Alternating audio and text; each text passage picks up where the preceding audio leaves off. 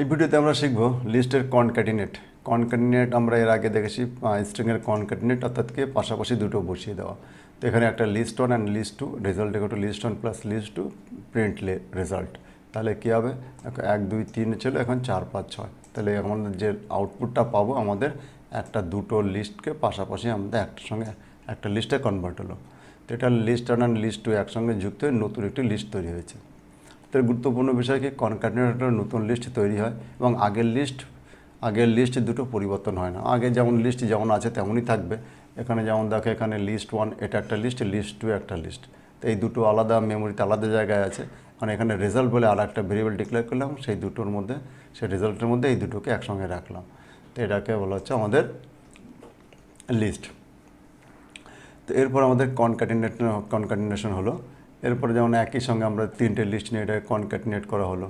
তো স্ট্রিংয়ের মতো কাজ করে। যেমন স্ট্রিং যোগ করলে বড় স্ট্রিংয়ে হয়, তেমনি লিস্ট যোগ করলে বড় লিস্টে তৈরি হয়। তো এখানে কনক্যাটিনেট ভার্সেস অ্যাপেন্ড। দেখো এখানে অ্যাপেন্ডেও অ্যাড হয়, কিন্তু তার মধ্যে কিছু পার্থক্য আছে। যেমন দেখো এখানে এ নামক একটা লিস্ট, বি আর একটা লিস্ট। এখন a dot append b print a যদি করা হয়, তাহলে দেখবে আমাদের কি পাওয়া যাবে। এখানে একটা লিস্টে, এটা একটা লিস্ট, তার মধ্যে কিন্তু এটা নেস্টেড লিস্ট, মানে লিস্টের মধ্যে আর একটা লিস্ট তৈরি হবে। একটা লিস্ট তৈরি হবে না, এখানে দুটো লিস্ট তৈরি হবে, মানে একটা লিস্টের মধ্যে আরেকটা লিস্ট অ্যাড হবে। তো এটাকে বলা হচ্ছে অ্যাপেন্ড। একটা লিস্টের মধ্যে আরেকটা নতুন লিস্ট অ্যাড হবে। কিন্তু কনক্যাটিনেটের সময় কী হবে, আমাদের যদি কনক্যাটিনেট করা হয় তাহলে 1 2 3 4 5 একটার সঙ্গে একটা লিস্টে তৈরি করবে। তাহলে এটা হলো মূল পার্থক্য, যে কনক্যাটিনেশন একটা লিস্টে তৈরি করে, আর অ্যাপেন্ড আমাদের দুটো লিস্ট থাকে, দুটো লিস্টকে একসঙ্গে বসিয়ে দেয়, লিস্ট দুটো আলাদা থাকে। তো এখানে হলো আমাদের বিষয় কি, কনক্যাটিনেশন কী কাজ করে, দুটি লিস্টে জোড়া লাগে, অপারেশন জিরো নতুন লিস্ট তৈরি করে। হ্যাঁ, অরিজিনাল লিস্ট বদলায় না, না কোনো অরিজিনাল লিস্ট এখানে বদলায় না। এরপরে আসছে কি, রিপিটিং। তো রিপিটিং কী আছে এখানে, রিপিট মানে মাল্টিপ্লিকেশন, অর্থাৎ গুণ করলে আমাদেরকে রিপিট হবে। আবার যখন কোনো নাম্বারের ক্ষেত্রে তার মানে গুণ করি, তখন সেটা মাল্টিপ্লিকেশন হয়। তাহলে এখানে আমাদের লিস্টের ক্ষেত্রে গুণ করা মানে রিপিটেশন, আর নাম্বারের ক্ষেত্রে মানে গুণ করা মানে হলো মাল্টিপ্লিকেশন। তো সেটা খেয়াল রাখবে। যেমন কোনো একটা লিস্ট, এখানে একটা নাম্বার নামক 1 2 3 একটা লিস্ট আছে, একে যদি 3 গুণ করা হয় তাহলে 3টে লিস্ট পাওয়া যাবে। তো যেমন দেখো, এটাকে আমি যদি এটাকে কপি করে এটাকে রান করাই, এটাকে, তো দেখো এখানে আমি যখন কন্ট্রোল এন্টার করি, তাহলে দেখো এখানে 1 2 3 1 2 3 1 2 3 তিনবার আমাদের এখানে কী হয়েছে, তিনবার রিপিট হয়েছে।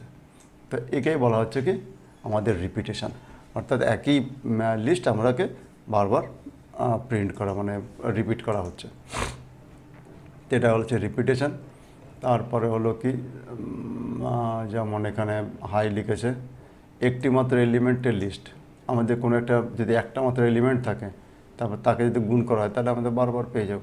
এটা অর্থাৎ রিপিটেশন করলে নতুন লিস্ট তৈরি হয়, আর অরিজিনাল লিস্ট পরিবর্তন হয় না। অরিজিনাল লিস্ট যেমন হয় তেমনই থাকবে, কিন্তু নতুন লিস্ট কী হবে, একটা নতুন লিস্ট তৈরি হয়।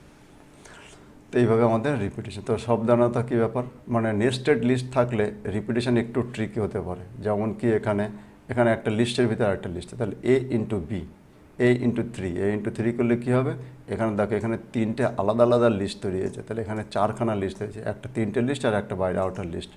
কারণ ভেতরের লিস্টগুলো আসলে একটি অবজেক্ট এবং প্রতিটি কপি হয়েছে। অর্থাৎ কি, আমরা যেমন লিস্টে মাল্টিপ্লিকেশন যখন করছি, তখন কী হচ্ছে, তার আইটেমগুলো হচ্ছে, কিন্তু আমি যে লিস্টের মধ্যে লিস্ট থাকি, তাহলে এই ভিতরকার যে লিস্ট থাকে, সেই লিস্টে আমাদের, এই যে ভিতরকার যে লিস্ট হচ্ছে, সেই লিস্টে আমাদের বারবার রিপিটেশন হচ্ছে। তো এটা হলো আমাদের রিপিটেশন। অর্থাৎ তাহলে এদের সংক্ষেপ বিষয় কি, এটা লিস্ট রিপিটেশন। এর কাজ কি, লিস্ট বারবার পুনরাবৃত্তি করে এবং অপারেশনাল স্টার চিহ্ন ব্যবহার করা হয়। নতুন লিস্ট তৈরি হয়, হ্যাঁ এখানে নতুন লিস্ট তৈরি হয়। আর অরিজিনাল লিস্ট বদলায় না, না না বদলায় না এখানে। তো এই ভিডিওতে আমরা এটুকু রাখছি। এর পরবর্তী ভিডিওতে আমরা স্লাইসিং সম্পর্কে পড়ব। তো থ্যাংক ইউ।